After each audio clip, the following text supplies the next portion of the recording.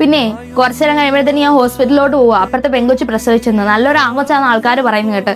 ഞാൻ പോയത് കണ്ടിട്ട് വരാം.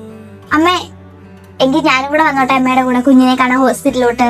എന്തിന്? അതിന്റെ ആവശ്യമൊന്നുമില്ല. നീ ഇവിടെ ഇരുന്നാ മതി. ഇനി എന്റെ കൂടെ ഹോസ്പിറ്റലിൽ വന്നിട്ട് അവരൊക്കെ പറയണം അവരുടെ കൊച്ചിന് എന്തെങ്കിലും വരാൻ വേണ്ടിയിട്ട് നിന്നെ കൊണ്ടുവന്നതാന്ന്. ഇല്ലെങ്കിലേ നാട്ടുകാർ ഓരോന്നൊക്കെ പറഞ്ഞു തുടങ്ങിയിട്ടുണ്ട് നിനക്ക് ഇതുവരെ കൊച്ചുണ്ടാവാഞ്ഞിട്ട്.